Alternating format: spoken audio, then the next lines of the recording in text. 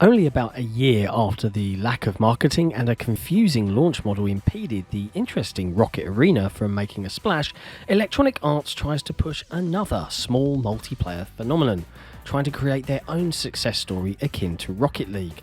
This time, it's with yet another class-based arena shooter, but perhaps shooter is the wrong term, since there's no weapons of any kind. It's a fast-paced, acrobatic session of dodgeball. Knockout City's the name, and throwing balls is the game. Will this finally be it for EA?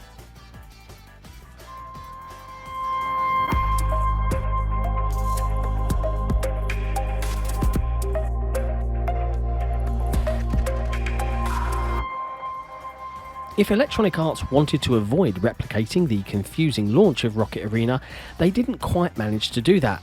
Once again, they chose not to opt for the popular free-to-play model that brought titles like Fortnite Battle Royale and Apex Legends to success, but to opt for a low entry barrier of €19.99 or USD.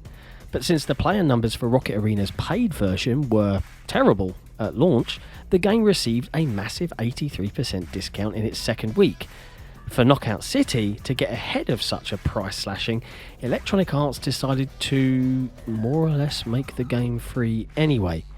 It's included day one for all tiers of EA Play and Game Pass. Subsequently, they made the first 25 experience levels of the game free for everyone, which followed the first 10 days of launch being completely free for all players.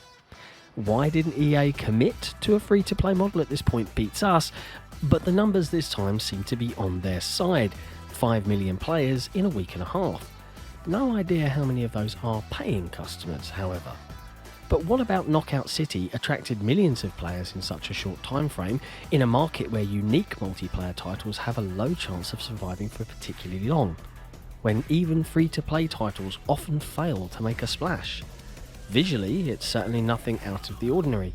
Slightly cartoony visuals, not unlike in Rocket Arena or Overwatch, customizable characters that players get to watch from their back in a third-person view, colourful vistas. Stop me if you've heard this one before. But the gameplay loop, while sharing some mechanical similarities with the aforementioned Rocket Arena, is what truly stands out here. In the game's standard modes, 2 teams of 3 players join a classic arena that mimics the shooters of old, usually with a handful of choke points, intersections, and some dynamic element in the middle, like a train or a wrecking ball that can cause havoc. In these maps, you will not find weapon crates, ammo, or health packs, only balls to pick up from the ground. On a surface level, the gameplay loop is simple enough. Find the balls, hit the opponents twice to take a life away, whoever gets 10 kills first wins the round, with a best of 3 to reach the goal of taking the match home. In reality, the game's movement system adds a surprising amount of depth, making Knockout City somewhat closer to a fighting game than a traditional shooter. Oncoming attacks can be parried or dodged, there's a glide system reminiscent of Fortnite, balls can be intercepted mid-air, and players can even use acrobatic moves such as spins and mid-air boosts, which in turn can unlock the option to give the thrown balls curvy angles and lobs. Shots can even be faked, and players can even roll themselves up into a ball to let a teammate throw them for a lethal team-based takedown. Passes are very much encouraged as well, as chaining many of them can increase the ball's power, rendering shots even more devastating. For these reasons, it will be interesting to compare the current state of the game to what it may become in a few months or years' time. Around Rocket League's launch, players were driving slow, giving slight nudges to the ball, and accidentally hitting each other all the time. Now, the community's learned to flick the ball at crazy speeds in midair, intercept dangerous shots by boosting upwards, or fly off the ceiling to hit the ball from above. Similarly, these launch weeks for Knockout City have mainly seen people playing it slow, going for simple shots, standard dodges and parries, and not much more. There's even handy on-screen indicators for upcoming balls that help handle more complex scenarios for newcomers.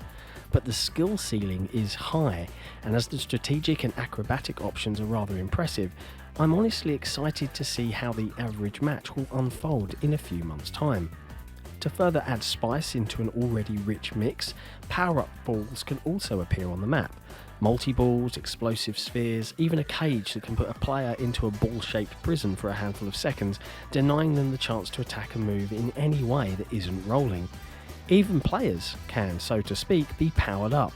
Charging a rolled up player for a few seconds allows the player to launch him as a devastating air assault capable of eliminating multiple unsuspecting opponents at once if they're too close together.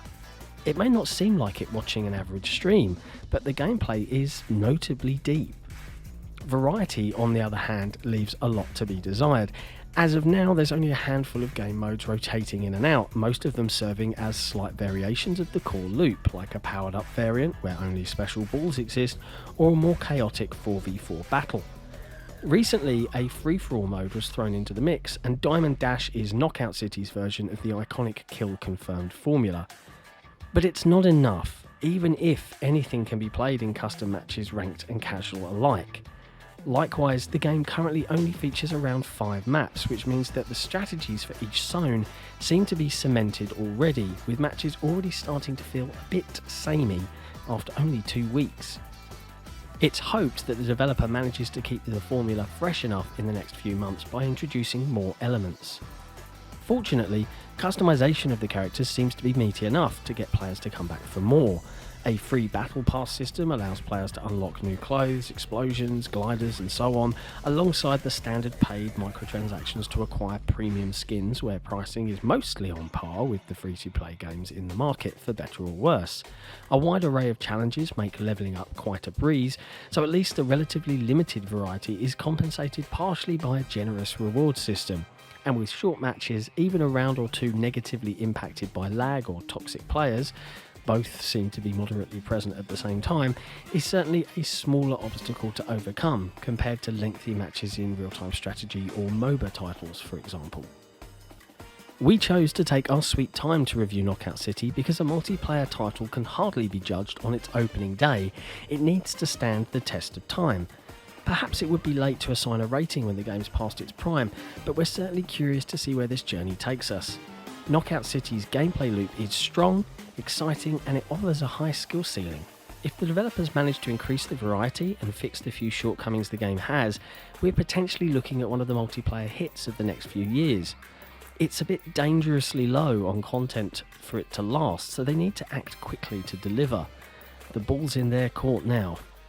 Are you interested in Knockout City? Check out the free trial or the full game on Game Pass and EA Play, and feel free to hit us up for a couple of matches.